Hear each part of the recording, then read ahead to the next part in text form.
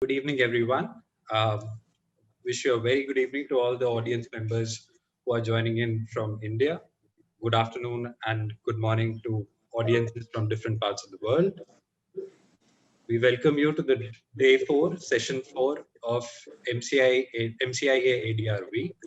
The topic for the session is forum selection after Brexit, anti-suit or anti-arbitration.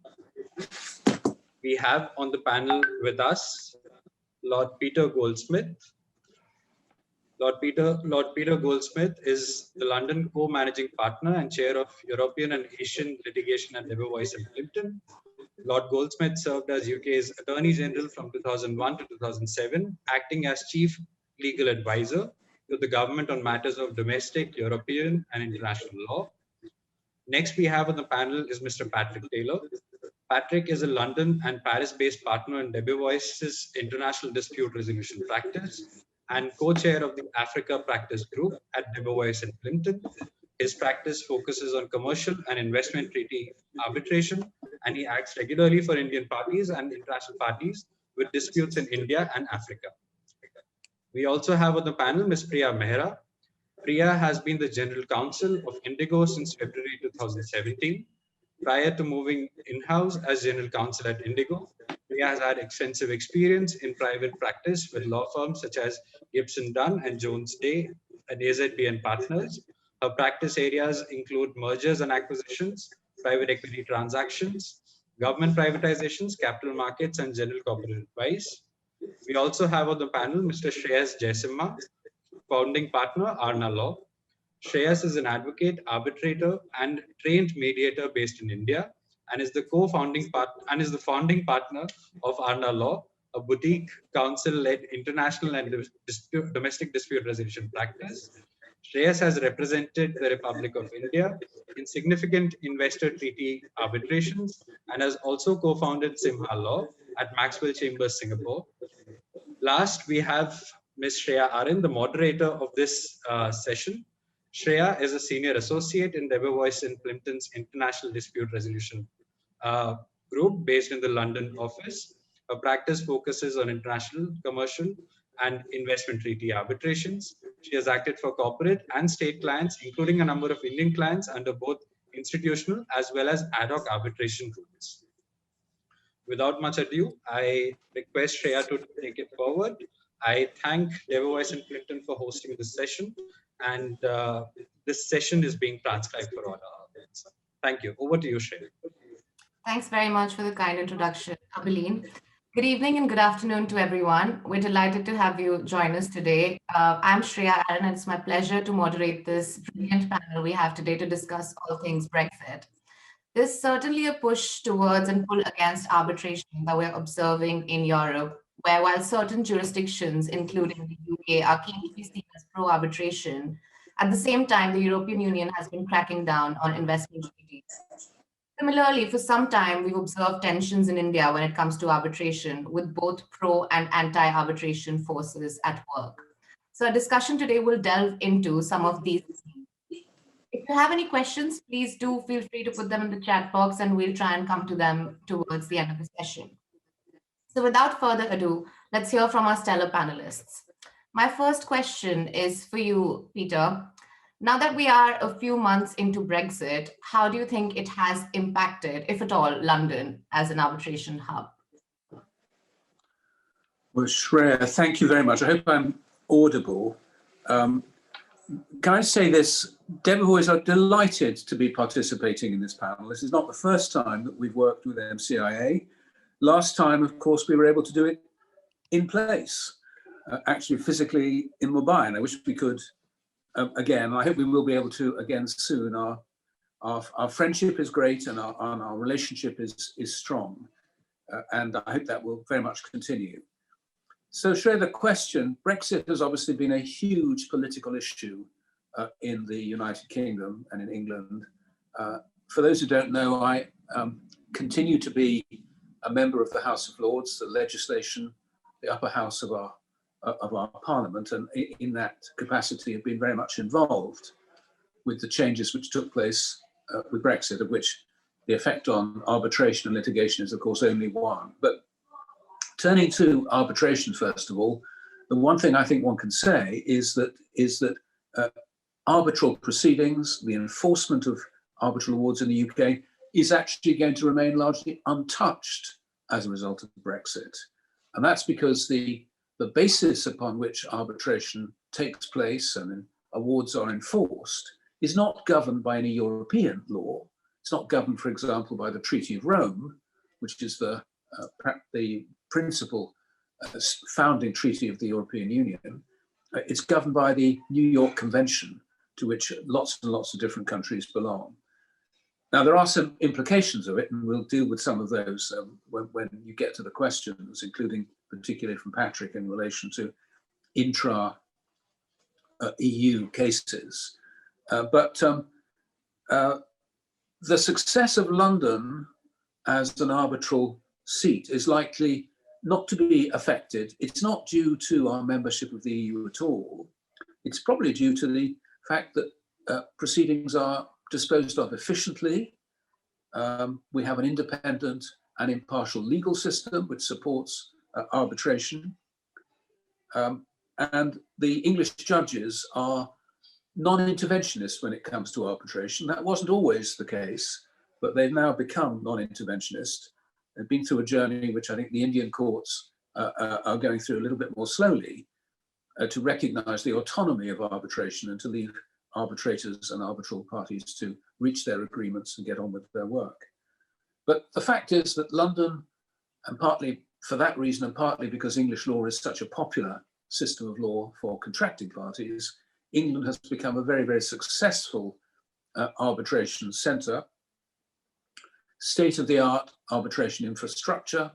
We've got actually now 2 purpose-built arbitration centres in London.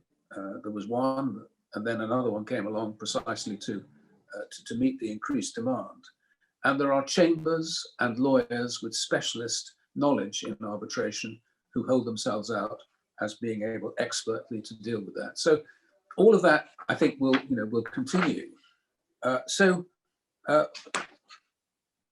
What has Brexit done? Well, first of all, we can see from the statistics that the popularity of London as an arbitral centre hasn't reduced. In something called the 2018 Queen Mary International Arbitration Survey, that's a survey which is run by Queen Mary College, part of the University of London, with a great particular interest in arbitration, and they run surveys including on which arbitration centres are the most popular and why. In 2018, London emerged as the most popular.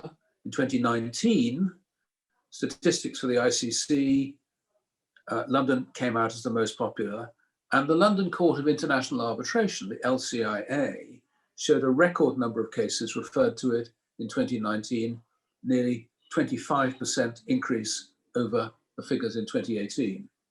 So all of these figures point towards the continuing popularity of London as a seat. There's something else that's worth mentioning, because as Shreya mentioned, as you mentioned in your introductory remarks, the EU has actually shown itself to be quite anti-arbitration, not to favour arbitration in different ways, and we may come on to some of that.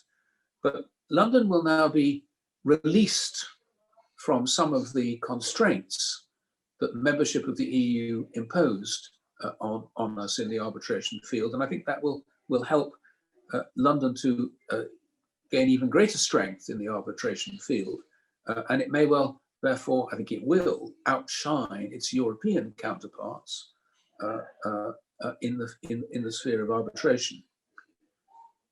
If we look finally at the last and the important treaty that was reached between the European Union and the UK, anyone who followed this will have noted how it was 23:59, in other words, 1 minute to midnight, before the deal was actually done.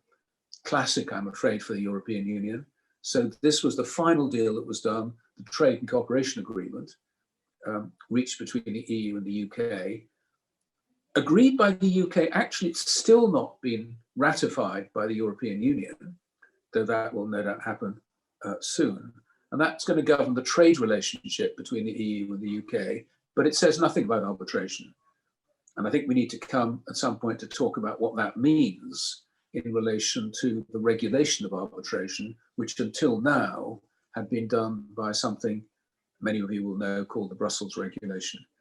So Shreya, long answer, but I think I'll stop at that point and turn it back to you. Thank you so much, Peter. That was very helpful. And Patrick, what do you think? Although it's still early days, have you experienced any impact of Brexit on London when it comes to arbitration? Been over a year of lockdown. I've been in this room every day pretty much since for 365 days, but I still forget about the mute button, dastardly mute button. In any event, it's very nice to be here with you all. Thank you very much for allowing us to participate in this week. Look, I agree with everything that Peter has just said. I'm conscious of the fact that I have 1 foot in our Paris office and 1 foot in our London office. And so I'm conscious about not seeking, I don't think it's a zero-sum game. I think that London is likely to keep its position as one of the favoured seats of arbitration. But I'm particularly looking forward to hearing Priya and Shreyas' perspectives on their impressions of how London is doing, how brand London is doing after Brexit. Because one of the things I have heard anecdotal evidence of is that people outside of the UK have been touting Brexit as a reason not to put London as a seat of arbitration in their contracts if you're a European party. Now, I should say I do about 75% of my cases are seated outside of England. So I have no particular reason to say that, you know, England is, or London is to be preferred to anywhere else. But I do think that those that argue that London, as a result of Brexit, is no longer a good place to seat one's arbitrations are rather taking advantage of the situation based on wishful thinking rather than facts, because for all the reasons that Peter mentioned, I think London remains a very attractive seat of arbitration and will continue to be that. And in many instances, we shouldn't forget that the attractiveness and popularity of English law as the governing law of a contract often suggests London as a good seat, given the supervisory function of the English courts over a London-seated arbitration. So I hope that its popularity will continue. It's got every reason to continue, and we just need to wait and see if there are any impacts on the number of arbitrations in the years to come, which is, of course, when you would expect to see impacts following changes in contractual practice since Brexit was announced in 2016. Great, thanks so much, Patrick. So that's a great segue, because turning to you then, Priya, what is your impression as an observer in a jurisdiction which is not the EU, not the UK? What is your perception of Brexit's impact on, as Patrick said, brand London as an arbitration hub? Yeah. So thanks for that, Shreya, and thanks for having me on the panel. But so it's interesting because actually the way I look at it, and I mean, I know Patrick mentioned that you know, there's some kind of touting, but I don't see that at all, at least from a perspective of where we are. So as an organization, I mean, without speaking specifically about Indigo, but you know, over the years of any practice, we've always sort of seen England, I mean, arbitration and seeing the English courts being impartial. I mean, it's something that drives people to still have English law and arbitration, you know, as the choice of arbitration in the contracts. I mean, we have it in most of our commercial contracts internationally, you know, with a lot of the leasing companies. I mean, everyone's comfortable with the jurisdiction. So that's just to say as to where it was.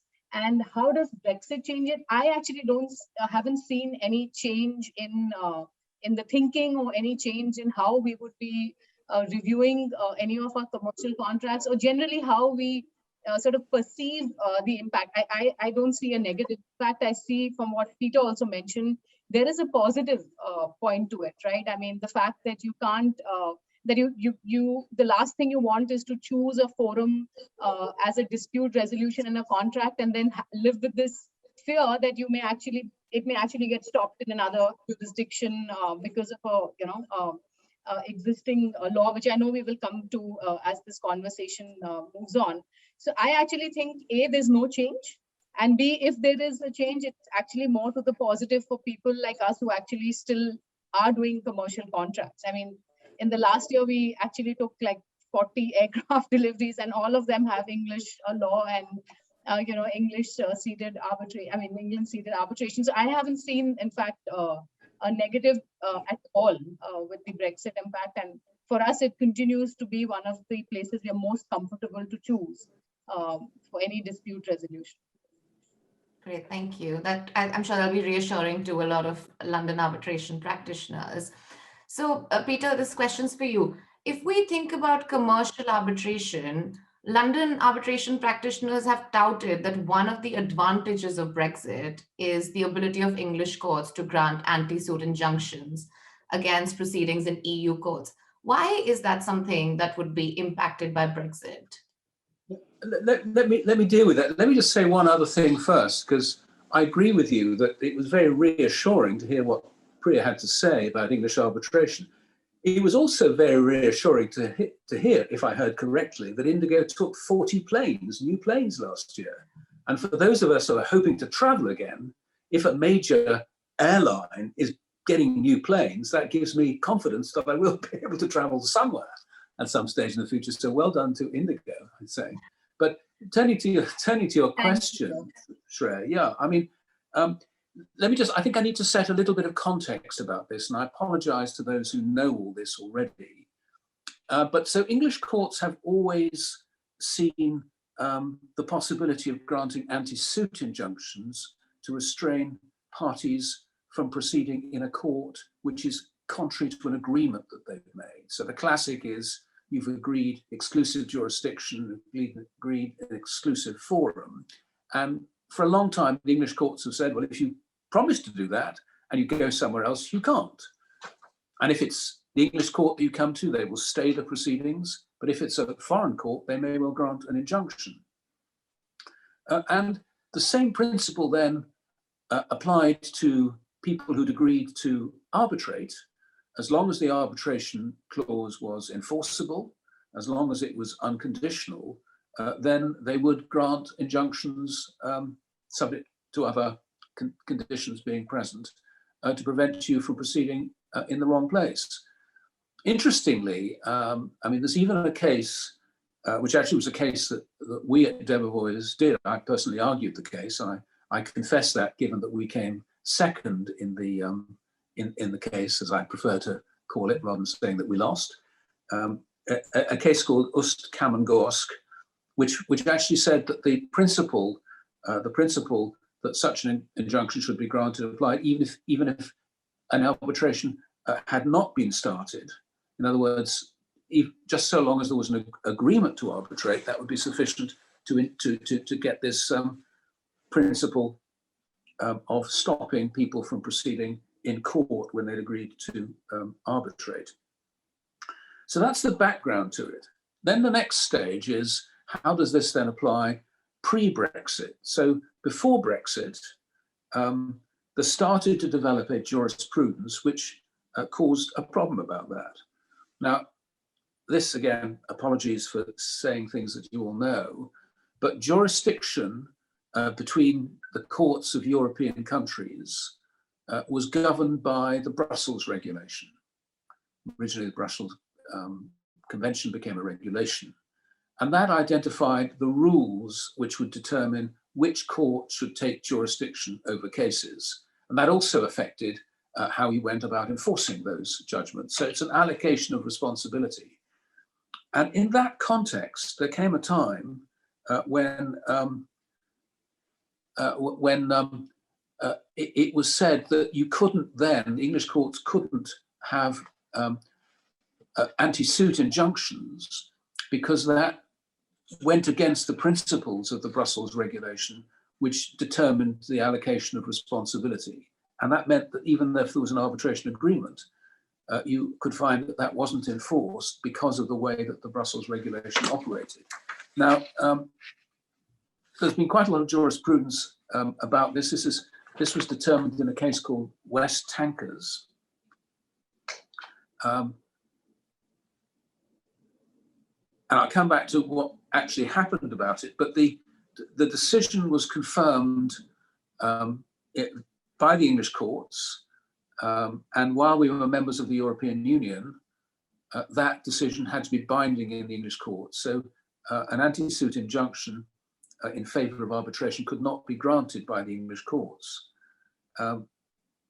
Since Brexit, on the other hand, that will have changed, because we're no longer bound since Brexit by decisions of the European Court. And we're not bound actually by the Brussels regulation either, except in cases which commence before the departure. There is another convention, we probably need to say a word about that, called the Lagano Convention, which is a slightly second-class cousin of the Brussels regulation.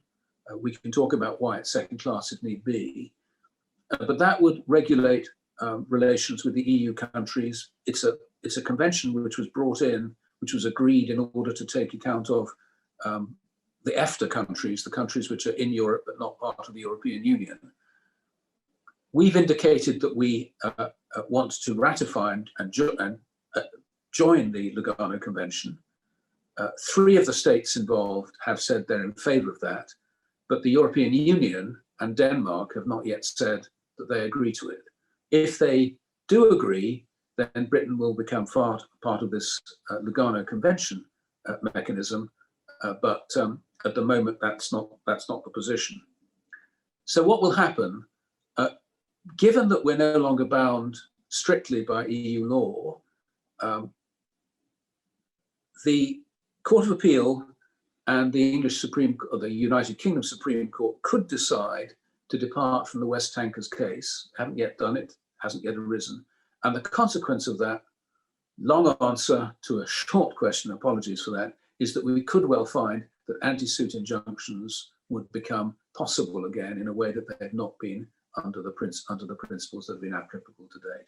So that's why people are saying we could get back to anti-suit injunctions once we've got out of, now that we've got out of the European Union. Great, thanks so much, Peter. And you mentioned the Lugano Convention, and let's pick up on that a little bit, because I'm sure the attendees would be interested to hear how that is different from the Brussels regulation and what impact that would have if the UK eventually does accede to it.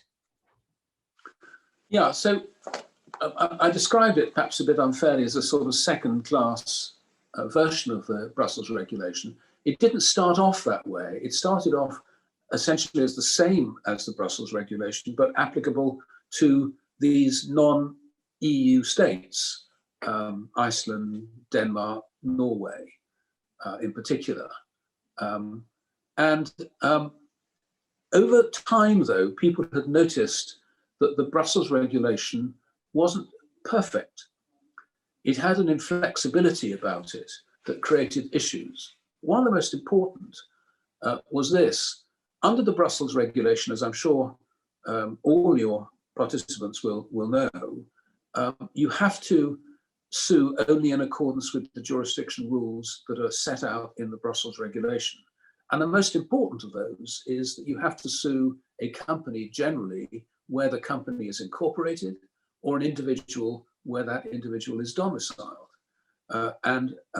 Secondly, if you've got a choice, then the place where the proceedings are started first is the place which has precedence. Now, one of the problems with that is it didn't actually give any flexibility, for example, where you've agreed exclusive jurisdiction agreements. And that gave rise to something called the Italian torpedo, which was not, as many will think, a sandwich, though it sounds excellent sandwich if that's what it was. But the Italian torpedo was a way of actually, by starting proceedings in one place, stopping the more natural proceedings from being brought in another place. Now, that caused a lot of controversy, a lot of debate, a lot of academics' statements, a lot of attempts to reverse it through jurisprudence and through cases. In the event, what happened was that the participants in the Brussels regulation agreed to change the Brussels regulation. They produced something called the recast Brussels regulation, and that deals with some of these issues, including, in particular, the Italian torpedo. But, again, long answer to get to the main point, The Lagano Convention doesn't have that. The Lagano Convention remains in the original form that it was and hasn't had these modifications, and we would say improvements. So one would still find those difficulties. That's the principal difference between Lagano and Brussels. Thanks so much. So basically, the UK would be reverting back to an earlier position in time, while the recast had already made those revisions. Indeed, exactly. So then turning to India on this subject, and Shreyas is our expert here, what is the approach of Indian courts to anti-suit injunctions? And has it evolved over time as India has tried to position itself as a pro-arbitration jurisdiction?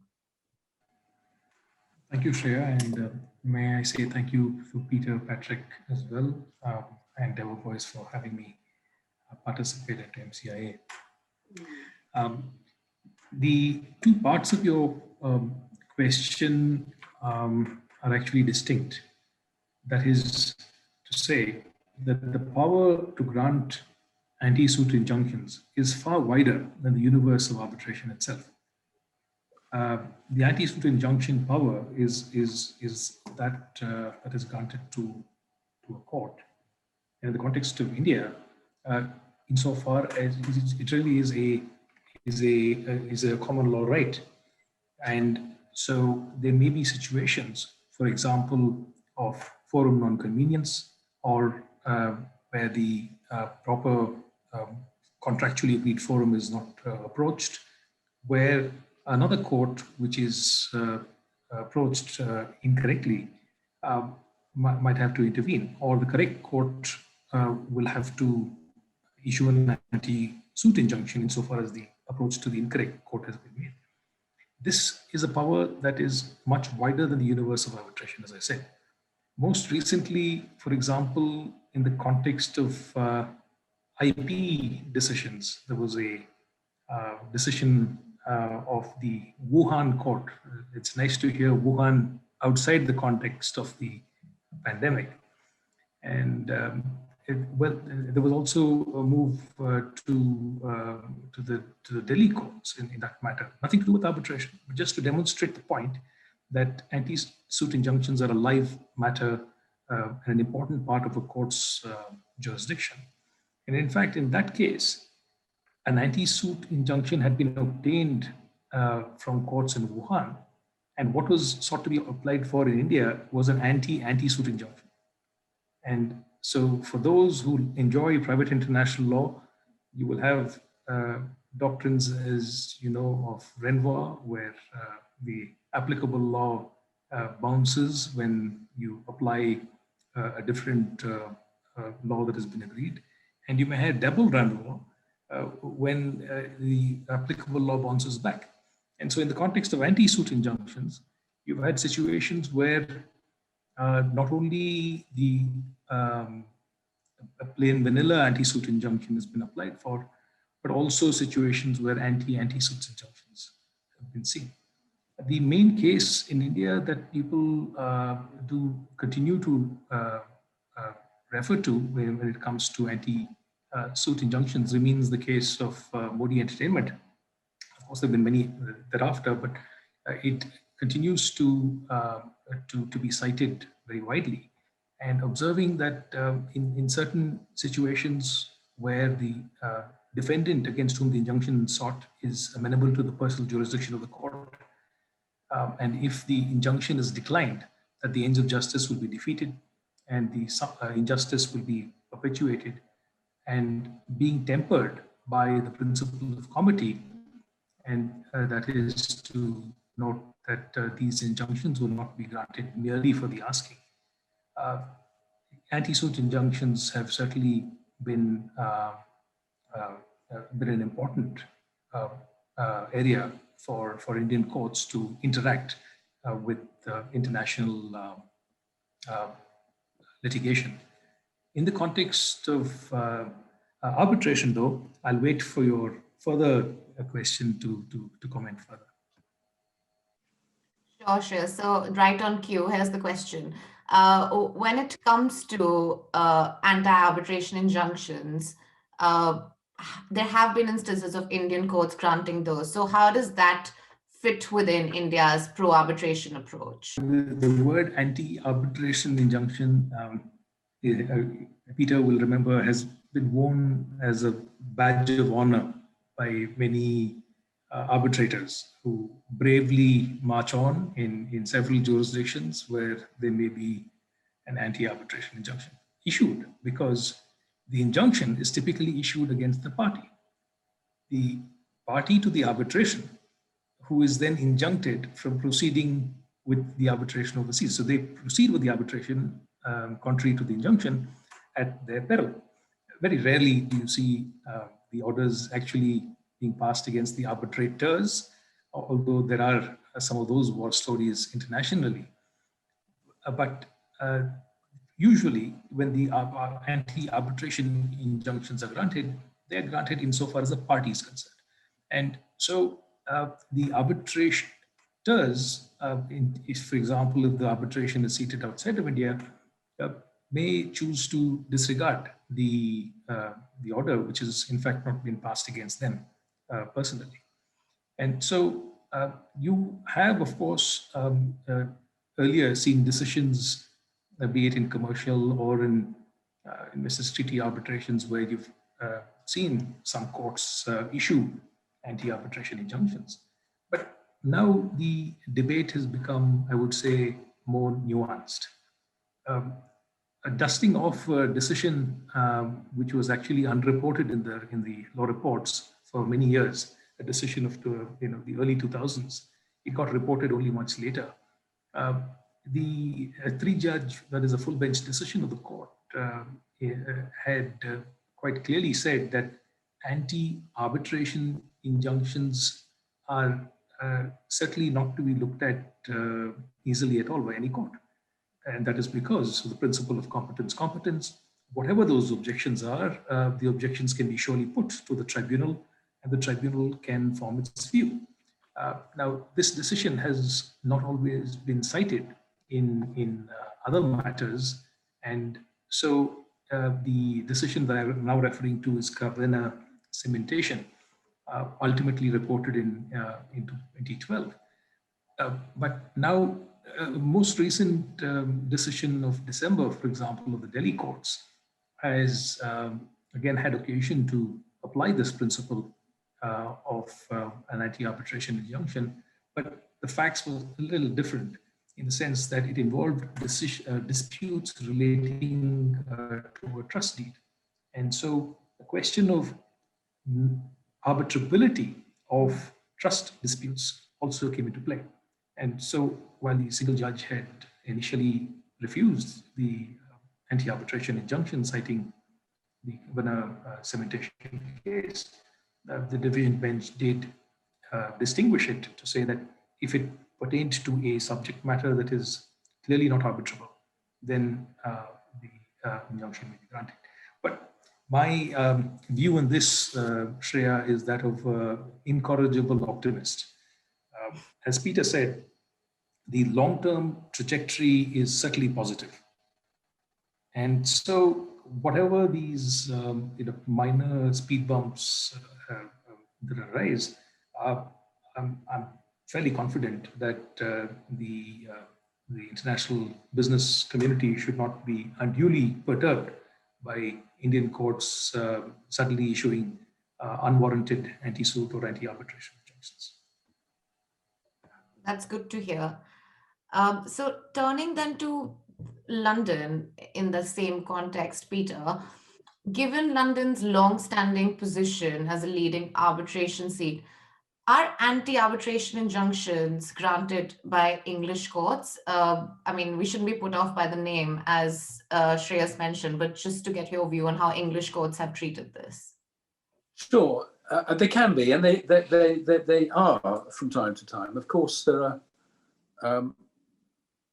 This will arise in circumstances where somebody comes to the English court and says, "Please stop this arbitration which is taking place." And the English court does have power to do that. The basic power comes from Section 37 of what we now call the Senior Courts Act. And that's actually exactly the same provision that allows it to stop suits in other courts. So Section 37 can be used to stop an arbitration, and it can be used to stop a court proceeding. The English court will normally only intervene if it is the seat of the relevant arbitration, but it's possible that it can arise in other cases. I mean, one case, a case called Weisfish and Julius, the English Court of Appeal refused to grant an injunction to stop an arbitrator from holding a hearing in Switzerland to examine his own jurisdiction, because it would have infringed the principles of the law of international arbitration. But the Court of Appeal didn't entirely rule out the possibility of an English court granting an anti-arbitration injunction, and said it could be justified in exceptional circumstances. So, so that has happened. The court, the case that is cited most frequently for the proposition that you can do that even where you can't say that that is in breach of an agreement is a case called Claxton Engineering and TXM Olange. Now, that was the case in which the argument was that wasn't so much that the arbitration was in breach of an agreement, like an exclusive jurisdiction agreement. It was because it was vexatious or oppressive to bring the arbitration.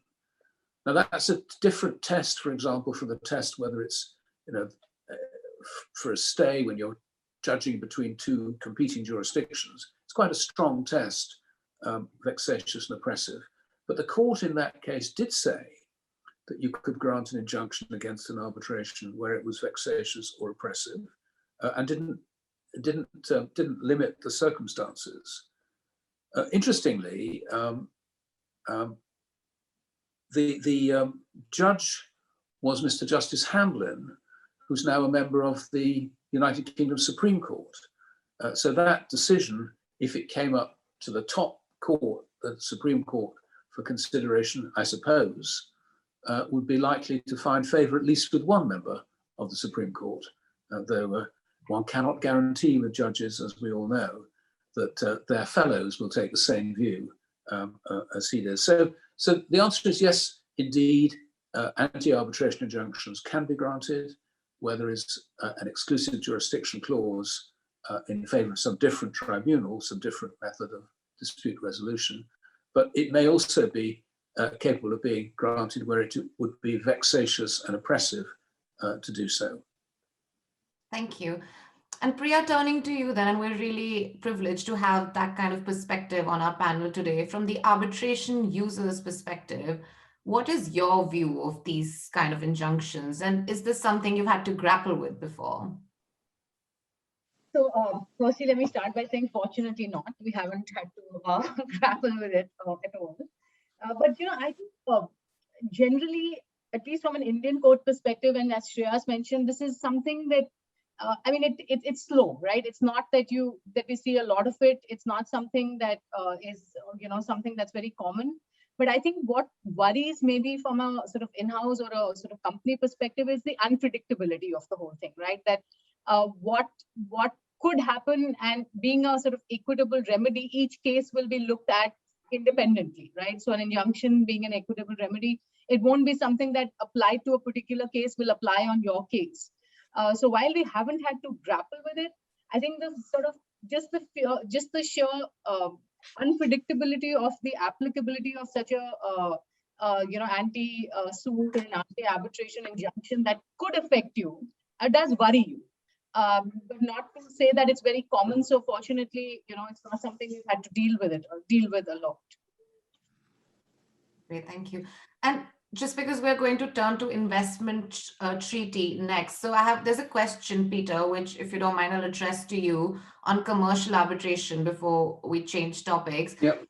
On the Arbitration Act of 1996, and whether that has been affected at all in legislation or in practice by EU law. And I think you mentioned one of the points of anti-suit injunctions, but is there any other way? No, the Act itself, I don't think has been nor will be. I mean, the Act pretty much follows, not absolutely, but pretty much follows the model law, the Untitled model law. So it's now pretty much in line with modern arbitral practice in many countries in the world.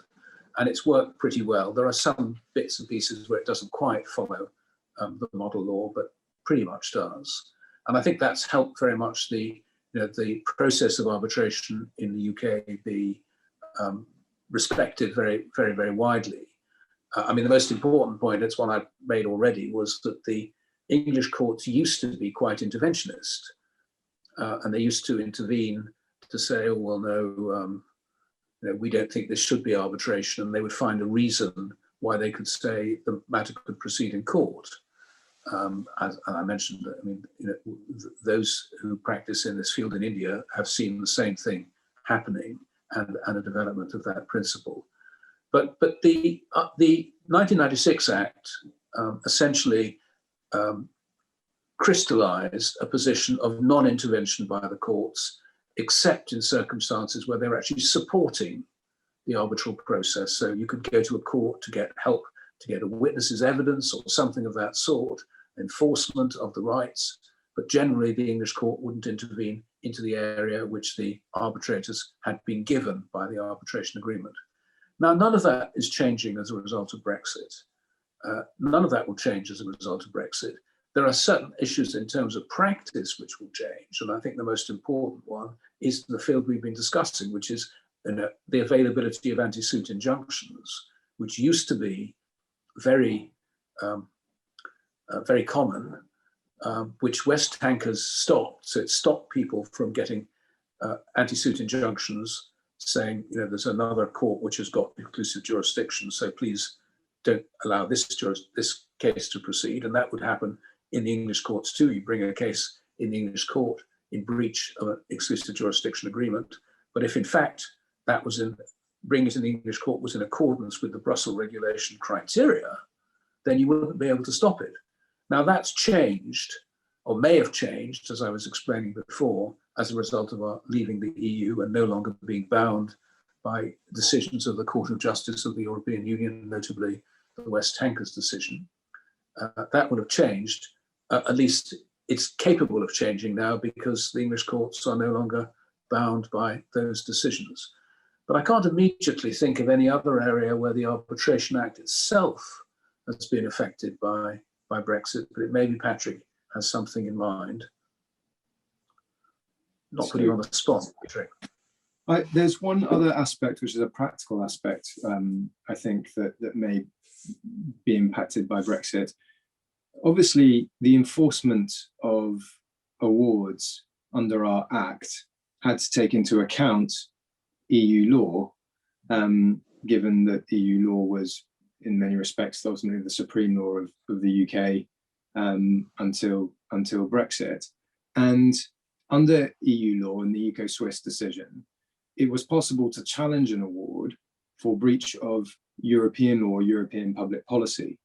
And after Brexit, the only public policy that you'll be able to rely upon to challenge the enforcement of an award in England will be English public policy. And so in terms of the reach in of EU law around issues of enforcement, there may be practical differences in the application of our Act. Right. Great. Thank you so much for that. So then before you move on, may I just do a quick plug for the excellent article that Peter and Patrick have authored in the NLUJ review. It's also available on SEC. So some of the listeners might be interested in that, on exactly this topic of Brexit and its implication on arbitration. Thank you for that. Thank you, Shreyas. If I could find the link, we could put it in the chat box, but I can't, so it's on that scan. I'll try and find it. But then turning to the investment treaty front, Patrick, how is the negotiation of investment treaties by the UK likely to be impacted by Brexit? So I think the UK is at least for now, reveling in its newfound freedom. It is now as free as India is to chart its own course on free trade agreements and investment protections. Under the development of EU law over the last 10 years, the EU has made what I think is fair to describe as a land grab over responsibility for investment protection for European investors. And in the context of that land grab, there has emerged a very significant, or for a long time, there was a very significant power struggle between intra-EU BITs, between the power of European states to negotiate free trade agreements and investment protections, and the authority of the European Union to enter into such agreements on behalf of the entire European area. So after Brexit, the most immediate result is that the UK is now free to chart its own course. It's free to negotiate the free trade agreements that it would like to. And indeed, it has made that a priority. Falling out of the single largest trading bloc in the world in overnight it was always likely to mean that crafting new free trade agreements with other partners across the world was going to become a priority. And that is certainly at a policy level what we've been seeing.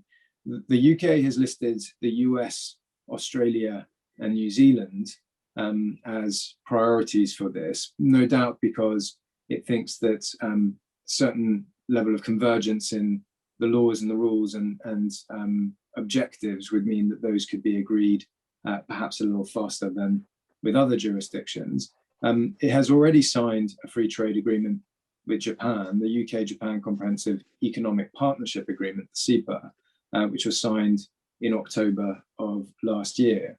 But one thing that's unclear at the moment is the extent to which these free trade agreements will also cover investor protections.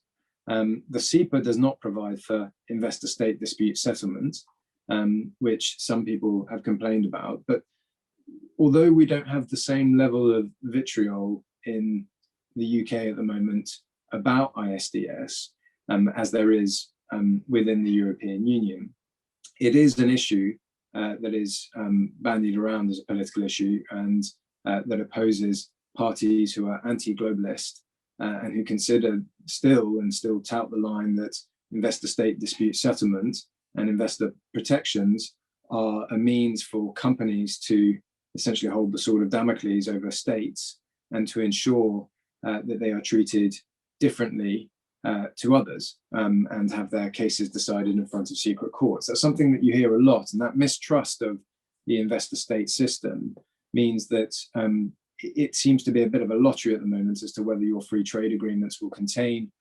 investor protections. If they do, what are they going to look like? And even if they do and they are actually effective protections, are you going to get the investor-state dispute settlement mechanisms that would allow investors to enforce those? As I'm sure everyone listening today will know, the genius of the bilateral investment treaty system is that although these treaties are signed between states, they give individual investors a cause of action and a means of enforcing rights granted to them under these treaties. And as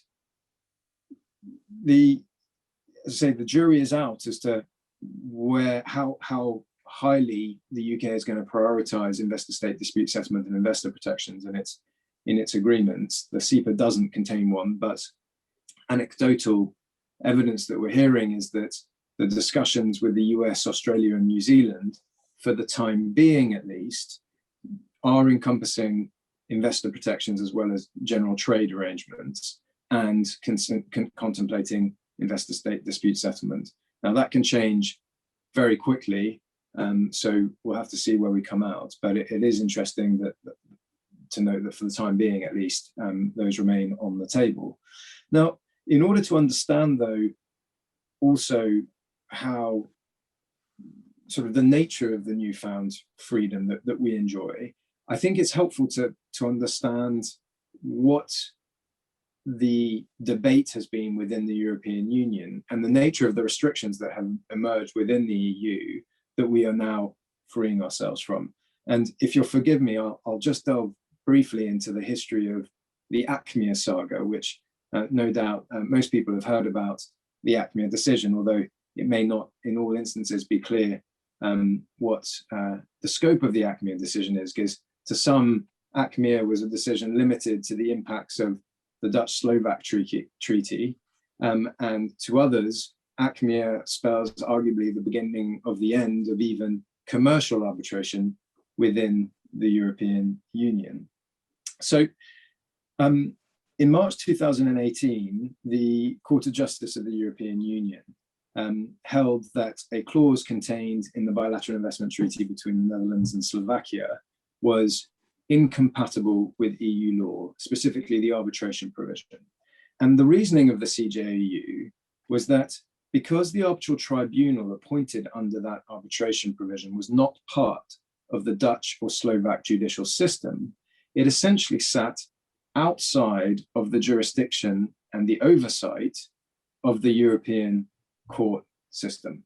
And one of the founding principles of European law was of the European legal framework was that European law is absolutely supreme within the context of the European Union, and that only the CJEU and the European courts were competent to decide questions of European law. So allowing a tribunal sitting outside of the European legal order to determine a dispute between European parties that could impinge or involve or relate to certain European laws offended the CJEU, and they said offended European law as a whole, and therefore they struck down the validity of the arbitration provision as a matter of EU law. The debate that decision came, I should say, in the context also of a war that was being waged by the European Commission against intra-EU bilateral investment treaties, which would really come to a head as a result of an investment treaty case involving Romania, where the investors, actually arguably Romanian origin brothers who had taken up Swedish nationality, brought an investment claim against Romania for their investments in Romania, and under the Swedish-Romania BIT, and essentially argued that their investments had been expropriated as a result of the withdrawal of European subsidies. And the European Commission took the view that this was actually a deliberate attack on EU law that prevented state aid of European companies. So a direct clash between European law and investment protection. And so the European Commission banned Romania from actually paying out under the awards and said it would be a contrary to EU law. So that war was waging in the background whilst the CJEU handed down the decision in Acme. And since Acme, that war has continued, and in almost every single intra-EU investment case that you have now, the European Union intervenes in order to argue that the tribunal lacks jurisdiction as a result of Acme. And as I say, for some people, Acme is limited just to the Dutch-Slovakia bilateral investment treaty, but the argument has expanded so that it should apply logically to all intra-EU investment treaties, and now that it should also apply to the Energy Charter Treaty. Interestingly, though, the European Union itself is a signatory in its own name to the European Charter Treaty. There's a reference now from the Swedish courts to the CJEU as to whether the Energy Charter Treaty is also, the arbitration provision in the Energy Charter Treaty is also contrary to EU law. So the role of Acme and the decision of Acme may be applied to strike down the arbitration provision in the Energy Charter Treaty, which would also be a very major step.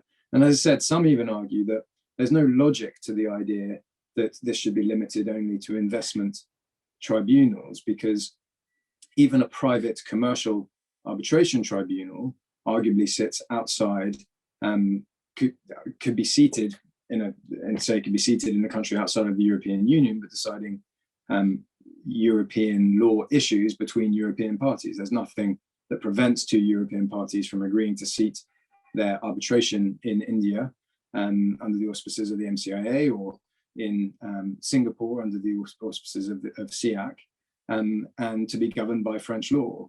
So there is a question mark as to how far the European Union is going to reach to try and limit the rights of parties to escape the jurisdiction of their courts. So that's quite a long story as to how we get here. But as a result of this, the European Union has forced European states to sign what's sort of colloquially referred to as the Cancellation Treaty. It was signed last year, or came into force last year, and the Cancellation Treaty essentially says that all intra-EU BITs are no longer valid. They've all been cancelled. And moreover, that their sunset provisions are no longer effective, which means the sunset provision, as many of you will know, is that if you've got an investment and the treaty is cancelled, then if you have a dispute about that investment arising out of actions that come in a period, say 5 or 10 years after the cancellation of the treaty, you're still entitled to bring a claim under the treaty. Those are cancelled as well, and therefore your rights ceased overnight. And it's to be seen what will actually happen with the cases that are currently on foot and still on foot that arose before that treaty became effective, and indeed cases being started now in front of ICSID tribunals, which are not seated in any particular jurisdiction, as you might know, and what the impacts of the Cancellation Treaty will be on there. So the war goes on, but thankfully for the UK, we now sit outside of that. We have, I think, 12 or 13 investment treaties with European states, and those investment treaties will allow claims to be brought. They're not likely to be attacked, or rather their validity is no longer likely to be affected by the actions of the European Union and the European Commission. Although one footnote to that that's worth noting is that the European Union is bringing enforcement action against the UK for its failure to ratify the Cancellation Treaty before it left the European Union at the end of 2019.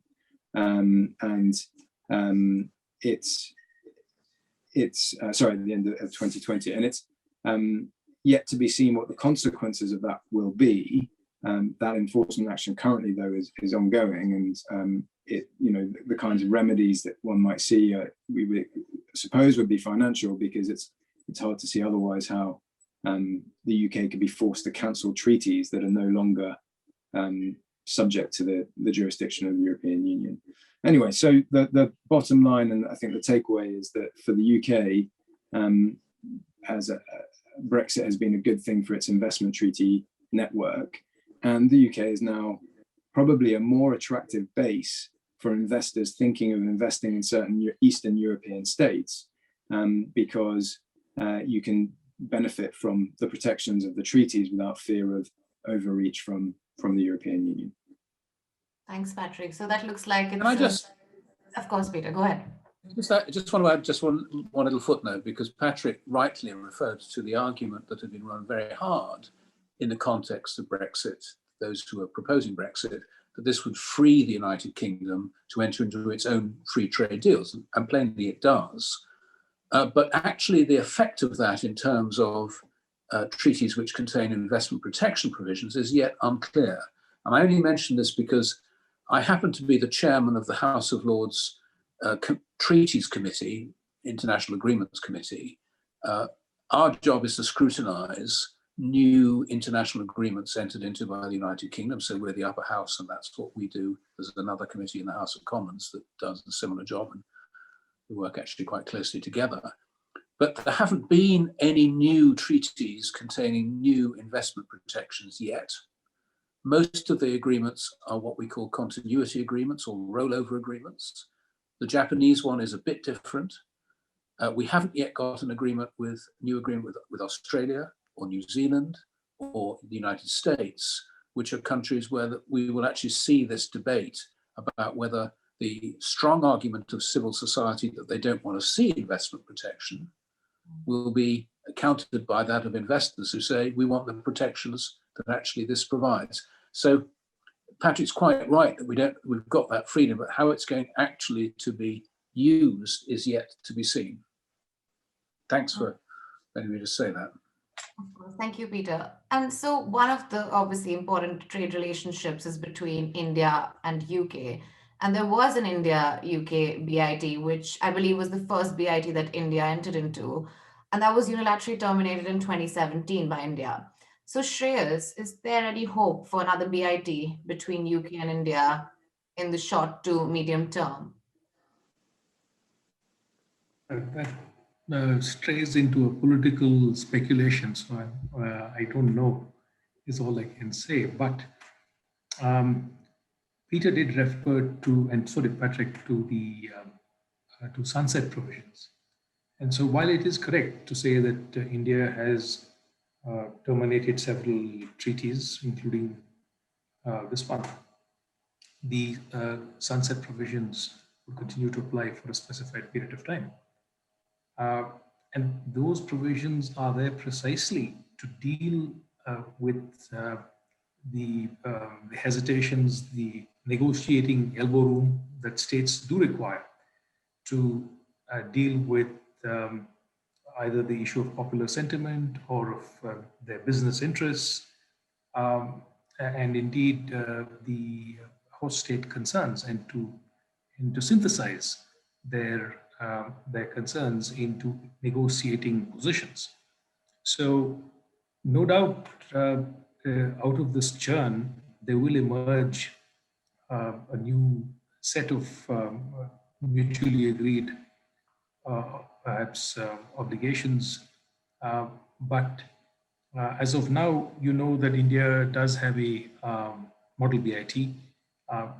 There have been only a couple of countries with which India has been able to successfully conclude negotiations on that basis. And as long as that model remains the current model, I don't think there will be a vastly different negotiating approach by India with any country, be it the UK or any other one as well. So given the views expressed on the Indian model by some of the other parties, the positions seem to be further away than immediately achieving an agreed instrument. But as they say, maturely, a treaty or any agreement is in its essence a disagreement reduced into writing. And so there are ways in which lawyers and negotiators can adequately capture the concerns of different state parties and put it into an agreement which denotes the areas or scopes of disagreement. Now, when and whether that would happen in the UK-India context, Nostradamus isn't around. Great. Thank you so much, Shreya. So I guess we remain cautiously optimistic on that front as well. This has been a great discussion, but unfortunately, we've run out of time. So we haven't been able to take some of the questions that were asked, but I would really like to thank all our panelists, Patrick, Peter, Priya, Shreyas, for indulging us in this really interesting conversation. Thank you, Thank you Shreya. very much. Thank you. I thank, on behalf of MCIA, I thank all the panelists for what has been a really interesting session. It's great to learn that the faith in London as the seat of arbitration doesn't stand shaken in a post-Brexit era. Thank you, Shreyas, for your views on anti-suit and anti-arbitration injunctions, for underscoring the distinctions there, and for citing examples from elsewhere around the world. Thank you, Priya, for providing us with the stakeholders' perspective on a post-Brexit era. I'm sure a practitioner in London would be elated to learn that 40 new aircraft agreements have London as the preferred seat. Thank you, Shreya, for stitching all of this together. There were views on both commercial and investment treaty arbitrations, and you have conducted the session very well, and we thank you for that. Thank you to all our audience for remaining with us on this Friday evening. We hope to see you tomorrow at 10 a.m. At 10 a.m., we have the session starting on day 5. The topic for tomorrow is ODR, Bridging Distances for Dispute Resolution. We look forward to welcoming you for tomorrow's session, and thank you so much from all of us.